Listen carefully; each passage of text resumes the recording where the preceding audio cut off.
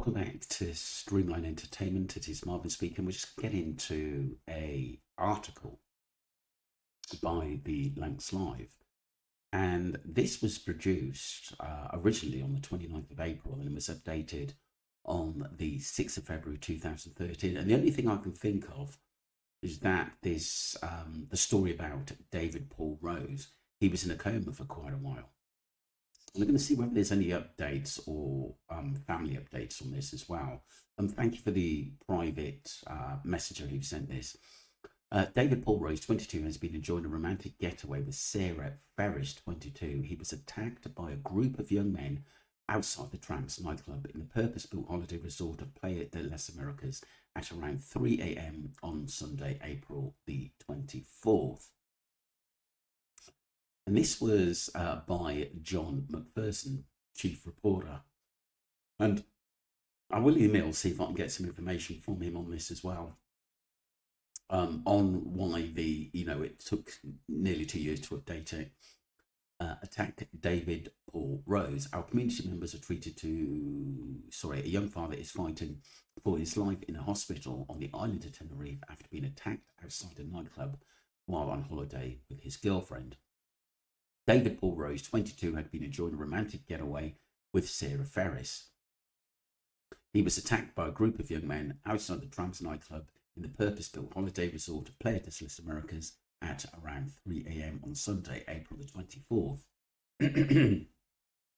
David worked as a welder at Eurotransport Manufacturing Limited in Water, Rosendale. He has a 5-year-old daughter.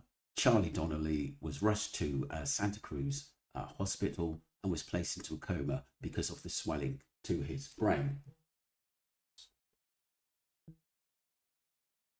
He's also been battling with pneumonia and since Monday because of the weakened immune system. It's not yet known whether the attackers were British holidaymakers or foreign nationals. David lives with his mother, Davina, and 2 sisters, Berka Rose and Abby Slater, on Pilot Street in Accrington. Mum Davina Kirkwood says she was horrified when she found out what happened. She said, "I got a call on Sunday from his girlfriend telling me what happened, and she was frightened and in shock. I was horrified and distraught when I was told what happened, and I'm still in shock now." Sarah said they were walking out of a nightclub to head back to their hotels when some lads just happened to pick an argument with them. As he was walking off, one of them struck him on the back of the head and he fell to the floor. Wow. The police over there are saying there's not much they can do at the moment because there were no CCTV outside the nightclub and the lads who ran off. He's fighting for his life at the minute and has been put into a coma because of this swelling on his brain. He woke up only once by himself, but was kicking his arms and legs around, so they had to sedate him. Sad. He now has pneumonia because his immune system is down and has been fighting this for the last 2 days. The doctors are doing everything they can. I believe it's a really good hospital. She added, he's a good lad and got a good heart and has lots of friends. He likes to party and is a happy-go-lucky lad. We are getting phone calls all the time from friends and family. Everyone is concerned. Davina will fly out on Friday by her son's bedside and securing an emergency passport earlier this week. David's aunt, Angela Fishwick, and husband, Ian, flew out to be with him on Monday, and I've been keeping the family up to date with his progress. David's father, Paul Rose, who cannot travel to Tenerife because of health issues and family commitments, said is probably the last phone call you would expect at 4 a.m. in the morning. David was all excited to go over there and have fun because he hasn't had a holiday for a while. It's very hard to deal with it because it's over there. We are only getting broken information every time the phone rings. Your heart sinks because you think of the worst. The main thing I want now is for him to come back home so I can at least go and sit with him. Paul Booth, the general manager at ETM Limited, with David Work, said, "We are all absolutely stunned as David has gone away for a welcome break and it's just the last thing you want to expect to happen. I've spoken to his father, Paul.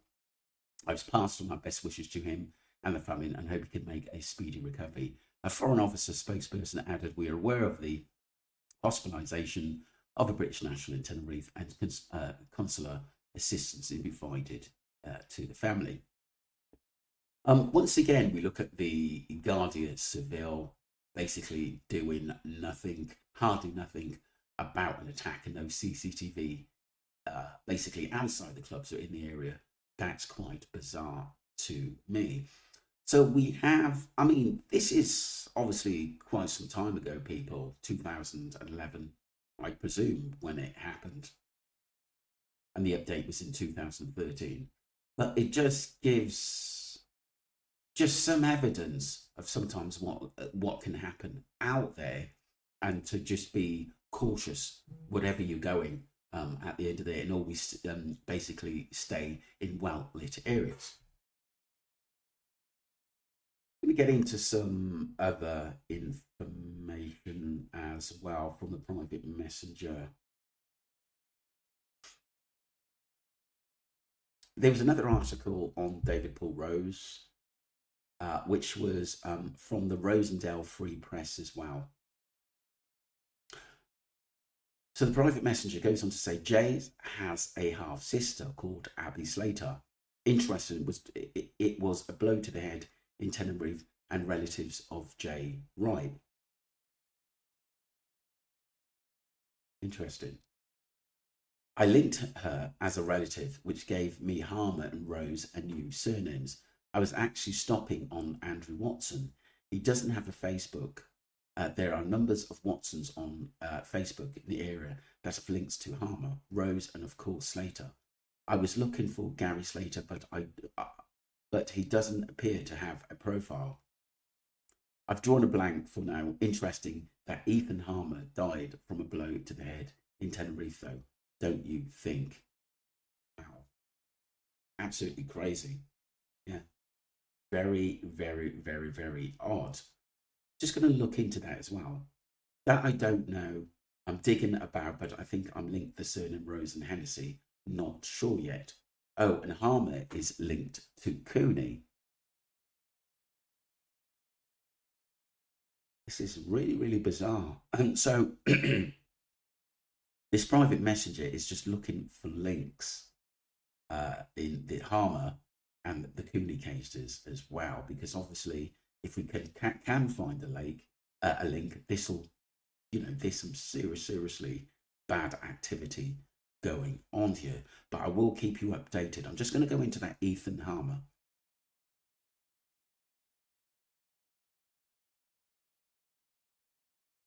Welcome back to part 2, people. So the private messenger, I'm going to read this out again. I was looking for Gary Slater, but he doesn't appear to have a profile.